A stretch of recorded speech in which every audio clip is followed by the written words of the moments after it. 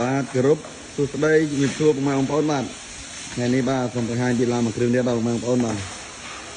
ប្រភេទ Hyundai បាទឆ្នាំ02បាទនេះឡានផ្លាកលេខរួចមកទឹកស្រុកខ្មែរបាទតែរៀបចំតម្លើងទ្រុងថ្មីបងប្អូនបាទដែលរៀបចំតម្លើងទ្រុងថ្មីតែម្ដងបាទចឹងសម្រាប់ដែលបងប្អូនមកយើងត្រូវការតម្រូវការឡានដឹកទំនិញបាទអាចមកមើលបានបាទឡាននេះរៀបចំតម្លើង1500ខ្យល់សុទ្ធបាទឡើង8តកែខ្យល់សុទ្ធពុកម៉ែបងប្អូន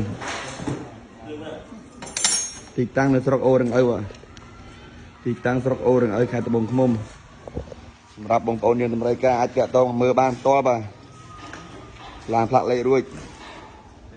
បាទរៀបចំតម្លើងវាយត្រង់ថ្មីតែម្ដងតាក់ព័ន្ធឯកសារធានាឯកសារត្រឹមត្រូវស្របច្បាប់មានគ្រប់តែម្ដងបាទពុនឆ្នាំឈៀកក៏មិនញ៉ែមានទាំងអស់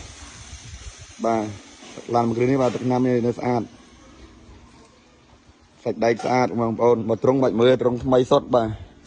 តម្លើងត្រង់ថ្មីសុទ្ធតែម្ដងបាទពណ៌ប្រាំងពណ៌អីបាទ8តកែខ្យល់សុទ្ធទៅមុខទាំងក្រោយបងប្អូន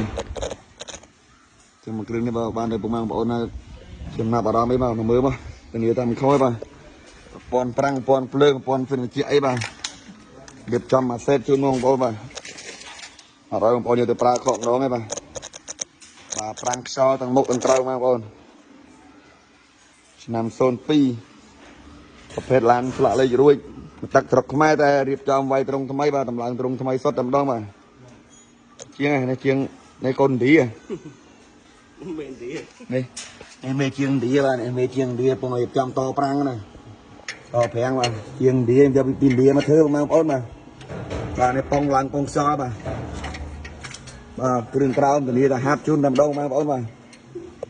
គ្រឿងក្រោមស្អាតបាទមើលសាក់ស៊ីបាទអែម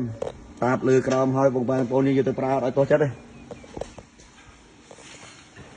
ប៉ុន្តែឯកសារបាទធានាជូនឯកសារត្រឹមត្រូវស្របច្បាប់កាត់ឈ្មោះបានទាំងអស់បាទមើលសាក់ស៊ីបាទពីមុខដល់ក្រោយបាទភ្លឹងតែម្ដងបងប្អូនសាក់ស៊ីស្អាតអត់ឲ្យបងប្អូនយើងយកទៅប្រើតោះចិត្តទេបាទជាទៀសកាយលូនហើយអស់បាទ